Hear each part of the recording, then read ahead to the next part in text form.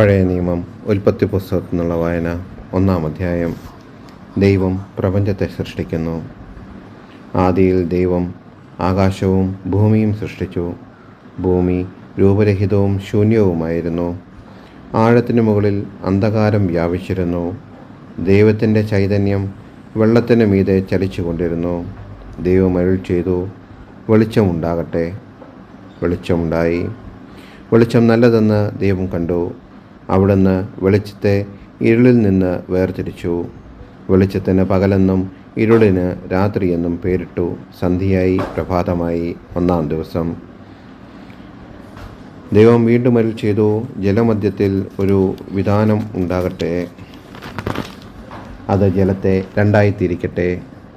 ദൈവം വിതാനമുണ്ടാക്കുകയും അതിന് താഴെയുള്ള ജലത്തെ മുകളിലുള്ള ജലത്തിൽ നിന്ന് വേർതിരിക്കുകയും ചെയ്തു. അപ്രകാരം സംഭവിച്ചു. വിതാനത്തിന് അവിടുന്ന് ആകാശമെന്ന് പേരിട്ടു.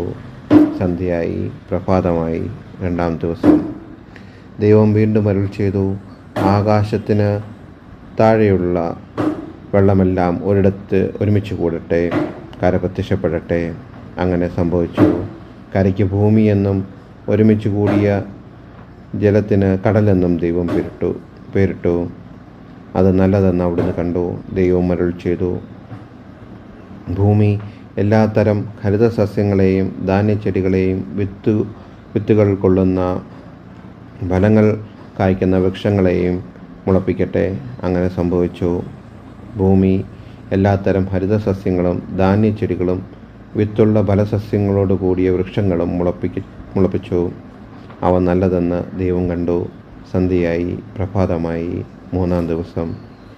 ദൈവം വീണ്ടും അരുൾ ചെയ്തു, രാവും പകലും വേർതിരിക്കാൻ ആകാശവിതാനങ്ങളിൽ പ്രകാശങ്ങൾ ഉണ്ടാകട്ടെ.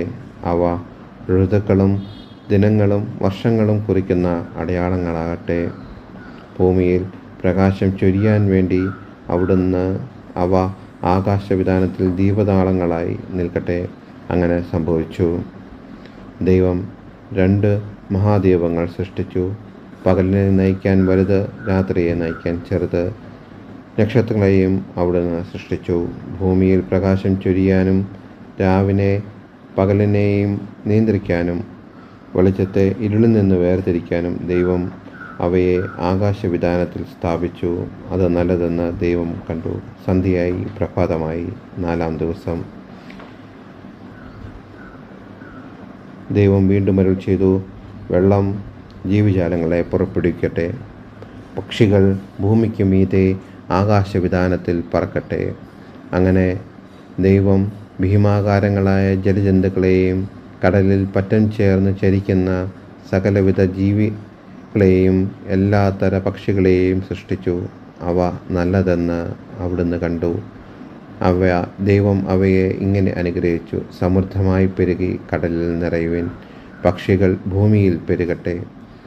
സന്ധ്യയായി, പ്രഭാതമായി, 5-ാം ദിവസം. ദൈവം വീണ്ടും അരുൾ ചെയ്തു, ഭൂമി എല്ലാത്തരം ജീവജാലങ്ങളെയും കന്നുകാലികൾ, ഇഴജന്തുക്കൾ, കാട്ടുമൃഗങ്ങൾ എന്നിവയെ പുറപ്പെടുവിക്കട്ടെ. ഇങ്ങനെ സംഭവിച്ചു. അങ്ങനെ ദൈവം എല്ലാ ഇനം കാട്ടുമൃഗങ്ങളെയും കന്നുകാലികളെയും ഇടജന്തുക്കളെയും സൃഷ്ടിച്ചു. അവ നല്ലതെന്ന് അവിടുന്ന് കണ്ടു. ദൈവം വീണ്ടും അരുൾ ചെയ്തു, നമുക്ക് നമ്മുടെ ഛായയിലും സാദൃശ്യത്തിലും മനുഷ്യനെ സൃഷ്ടിക്കാം. അവർക്ക് കടലിലെ മത്സ്യങ്ങളെയും ആകാശത്തിലെ പറവകളെയും നാൽക്കാലികളുടെയും ഭൂമി മുഴുവൻ്റെയും ഭൂമിയിൽ ഇഴയുന്ന സർവ്വ ജീവജാലങ്ങളുടെയും മേൽ ആധിപത്യമുണ്ടായിരിക്കട്ടെ. അങ്ങനെ ദൈവം തൻ്റെ ഛായയിൽ മനുഷ്യനെ സൃഷ്ടിച്ചു.